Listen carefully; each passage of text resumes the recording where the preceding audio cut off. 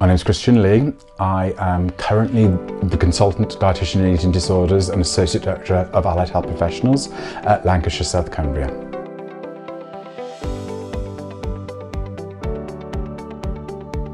My job role is really varied, so there's different elements of it depending on the day of the week and the intensity of the demand. I act as the lead eating disorders dietitian across the trust, supporting all the other dietitians. I link in with our acute partners and support them on policies and procedures, and I work with the most complex patients that our service gets. That's the clinical element of my role, and then I have oversight on strategy around the service development, and that will include the incorporation of other allied health professionals like physiotherapy and occupational therapy. I support and develop the dietitians within their roles across the trust, so I am their clinical supervisor.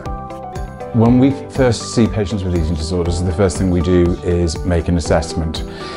They are only allowed to see a dietitian within the service once they've already been assessed and they're under the care of one of the mental health practitioners. So we know that they already have an eating disorder, but I like to start from scratch. I think it's really helpful to hear in their own words. I think as I've got older, I've started to realise that it has to be the right time for change, and if someone isn't prepared or ready for change, there's no amount of cajoling that's going to get them. So part of the assessment is assessing readiness for change.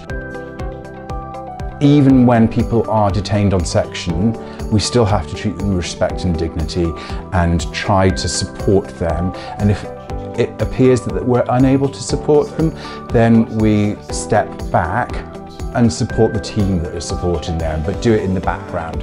Because once again, if you try to support someone when they're not ready for support, you're damaging that future relationship. I came to dietetics late. It was a second career. I did an undergraduate at North London University, which is now London Met, in human nutrition and dietetics. And then I got a place at New York University and did my master's in clinical nutrition. I did go down the route when I was younger, not that much younger, of being a head of nutrition and dietetics, which is the normal route after a band 7. But I was super fortunate in that post that part of it was still clinical. So I kept my clinical role. And then when I saw this role, which was primarily clinical, I jumped at the chance. With dietetics and with all allied health professionals, you have the range of opportunities from band 5 up. A band 5 would do your general assessment, would look at what the nutritional needs are, would do psychoeducation groups and things like that.